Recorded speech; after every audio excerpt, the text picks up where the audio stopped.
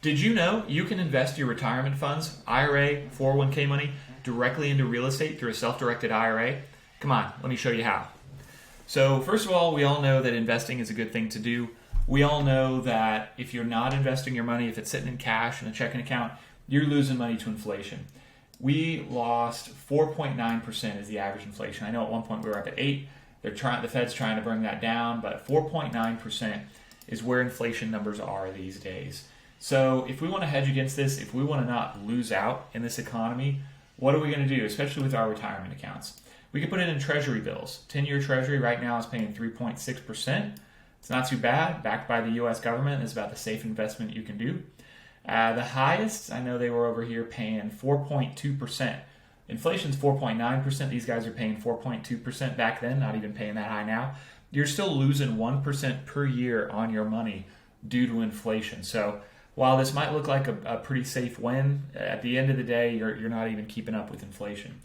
Now, most fund managers will tell you with your retirement accounts, it's safe to be diversified and to invest in a lot of different asset classes. And I do believe that, but let's take a look at what a diversified stock-only portfolio is doing for you.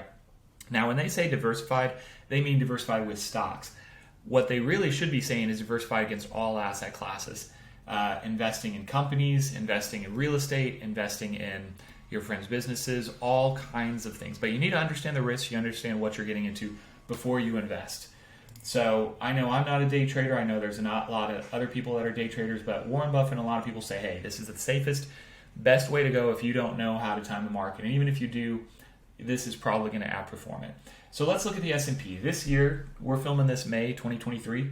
They made a 0.9% rate of return on your money. So you lost 4% on inflation this year if you didn't have your money, or even if you had your money invested in the S&P. Now, this was kind of a rough year. We're going into a recession next year. We're probably going to lose a little bit more than this. Companies' values are probably going to go even down a little further. So who's to say? But let's look at the last 3 years. They made 43% rate of return on their money. Now, we are in a bull market. It has been going up for quite a while, especially these last few years. So if I take my calculator out here, we've got 43% rate of return over 3 years. Divide that by 3. We're looking at a 14% average rate of return, much higher than these treasury bills at 3.2%. So you're going to be doing much better on the long term investing in this S&P 500. Just take into account we've been in a bull market the last few. We're going into a recession. Is this likely to continue? Who knows?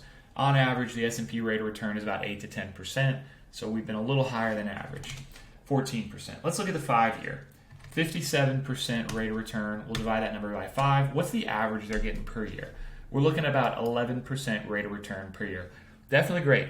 Beating inflation, having the value of your portfolio go up over time. You're doing well. If you've been in the S&P and haven't touched for 5 years, you made an 11% rate of return. What about a 10-year? 161%. That's good. You more than doubled your money, 2.5 times your money. Let's look at that over 10 years. What was the average? 16% on average. Now think about this though. 10 years ago, it was 2013. We were right at the bottom of the market. The 2008-9 crash had hit. We had bottomed out there. Rumblings were coming. And 2013 was the year when things just had turned the corner and we were starting to do our 10-year bull run market. So of course, these returns are excellent. And this is why it's higher than above the average, which is 8 to 10% for the S&P 500. Now you can see why it's the average is 8 to 10%. This year we had 1%. Next year we might have negative. Who knows? But that's where it typically averages out, 8 to 10%. So if you have an IRA, this is what a typical fund manager will tell you to do. Be diversified, invest in mutual funds across a lot of big companies, not very risky. Let me show you what real estate looks like. If you go with a self-directed IRA provider, and there's a bunch of them out there, I can recommend a few. Here's what a typical investment in a real estate deal looks like. Now, before this one's the sexy one, let me go over this one second. The first one I want to talk about is if you just want to be the first one paid out on a deal. So you're getting a preferred rate of return. This one we pay out 10% before anybody else gets paid out. So if you invest in this class of investment, basically we pay our mortgage company for the loan that they gave us, any expenses for property management, maintenance, repairs, things like that to keep the property occupied.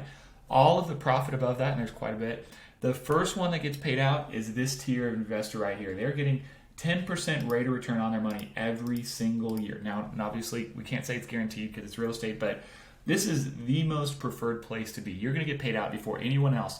If we can only pay out $10,000, this person's going to get paid their whole $10,000. Everyone else is going to lose out. Now, obviously, we do good real estate investing. We make sure everyone's going to make a lot of money. But if you want to be diversified and safe and beat the S&P 500 every single year, this is the way to do it, and take advantage of your IRA tax benefits right here. So your gains can grow tax-free from your retirement accounts.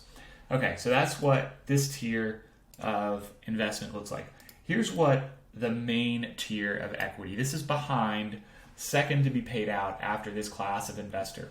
If you were to invest $100,000, now this is a real deal that we own. It's one of our properties. Here's what our projections are for this deal, and here's how we're coming along with them so well. So the first year, you put your $100,000 in along with a lot of other investors. We do these syndications, so we crowdsource capital from a lot of different people, 50 grand, 100 grand, 200 grand at a time. Everyone pools their money, and then we do the work, we operate the deals, and we pass those profits along to you. Now, the first year, we're using your money. We used it for the down payment. We used it for renovation costs to get the property up and running and to be able to do value add to the property and make the rents higher. So we're not paying any dividends this first year because your capital is being used in the project. The second year, you're going to start to see some value trickle in. We're still working on renovations. Obviously, we still have to turn some units, but we are making enough profit that we have distributions able to come out. So you're able to get $4,800 of distribution, 4.8%. Now, I know a lot of people are going to say, we got 0 the first year, we got 4.8 the next year. This doesn't look like a lot. We got 2.5% a year. That's less than the S&P. That's less than the Treasury bill. What I got to say is hold on. Money is made by the work that we're doing. This is a long-term play. We own these properties for 5 years. So this is a 5-year time horizon that we're looking at. Next, the third year, that's when things start to go on cruise control. We've done all the work. All of the units have been turned. Rents have been increased. The property is stabilized. We can kind of sit back and put some operational efficiencies in there to maximize the profit every year. So this year, you're making $8,000, an 8% rate of return on your money. The next year, you're making $9,000, 9% rate of return on your money, just based purely on cash flow. This fifth year, we're selling the property. We've hit our business plan.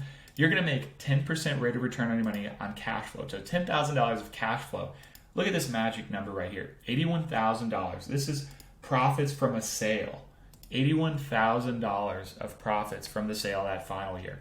So when we do value add, yes, you are receiving cash flow along the way. You're going to make some dividends. But a majority of the money is made when we sell because we usually bought it at such a cheap price that we can sell it at a premium for an excellent product to the next investor. So total, you're making $33,000 in the 5 years from this cash flow. You're making $81,000 from that final sale. You made $114,000 total profit on your $100,000 investment.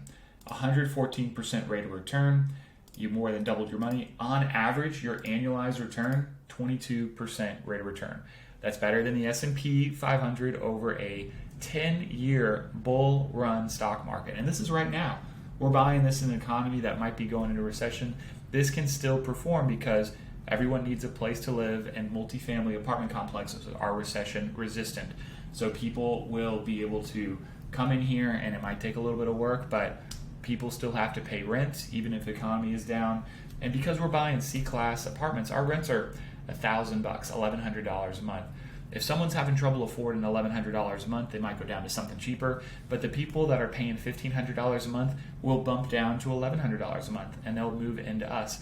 The people that are going to be hurt are the ones charging $3,000, $4,000 a month for rent because they just have to lower their prices. No one's going up to be able to pay $3,000 a month. People aren't going to sell their homes to move into apartments, or they may, but if they do, they're coming to a $1,000 a month apartment, not a $3,000 a month apartment. So that's why we like this style of investing. That's why you can use your retirement funds to invest in this class, and overall you can have a lot of tax benefits on any tier of investing. You can be diversified. If you're large enough, you're going to need to diversify in real estate at some point.